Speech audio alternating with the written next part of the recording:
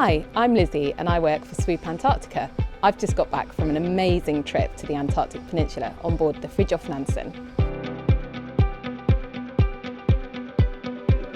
What I really liked about the Fridtjof Nansen is that this is a ship that is pushing nautical technology to the max. So this was the first diesel hybrid electric ship that I have ever sailed on, and it was really interesting to see how they optimise those engines using electricity to boost the power every now and again.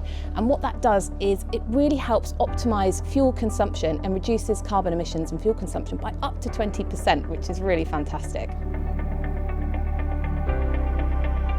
The Fridtjof Nansen has got a really interesting focus on science, and there's lots of different things going on the ship to help encourage guests to get involved. So they have a really cool science centre on board with lots of microscopes, which is brilliant because if you've been involved in some of the citizen science projects on board, you can then use those microscopes and the big screens to see some of the phytoplankton that you might have collected while out on a Zodiac. And citizen science is a way for guests on board to help collect data to help scientists all around the world.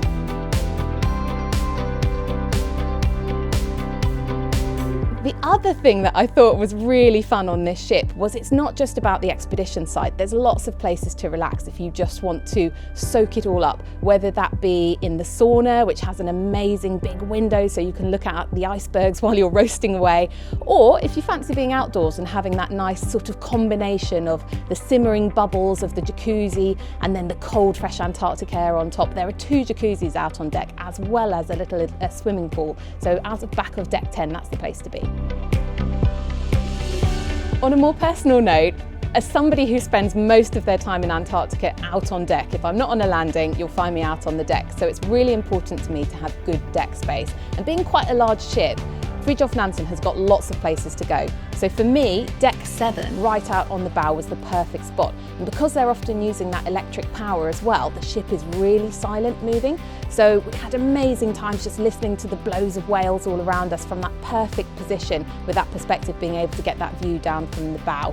The other place that I quite liked for deck space was up on deck 11, and those who are quite active will like the fact that there's a running track. Wouldn't recommend running in Antarctica due to all the ice that forms, but there's this brilliant opportunity to get your 10k steps in if you want to, while surrounded by icebergs and the blows of whales going off all around you. So definitely recommend getting yourself up to deck 11 and using the walking track for a bit of a race around the ship.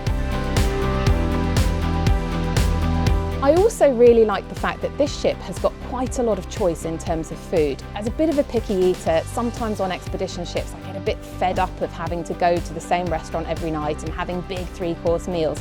So the fact that Fridtjof Nansen has 3 different restaurants really helped me out.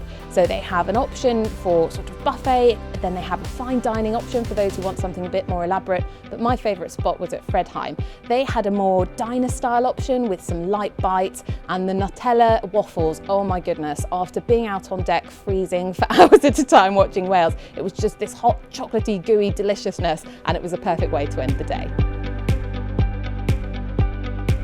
In terms of who the Fridtjof Nansen would suit best, those who are looking for a well-rounded experience. Perhaps you want to spend a bit of time on shore with the penguins, but you're also keen to have a bit of time relaxing, enjoying those gorgeous jacuzzis, perhaps with a glass of wine or a lively meal. Like I said, those chocolate waffles are absolutely delicious, highly recommend those.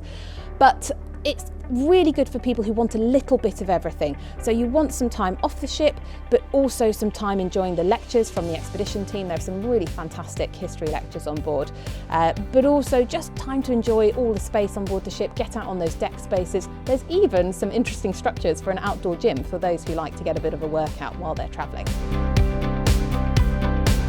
All in all, I had an absolutely fantastic experience on the Fridtjof Nansen, and it was so incredible to be on a ship that's pushing those sustainable measures for Antarctic tourism, and just the silence of travelling on a ship that uses partial electric power was absolutely amazing if you're a whale watcher like me.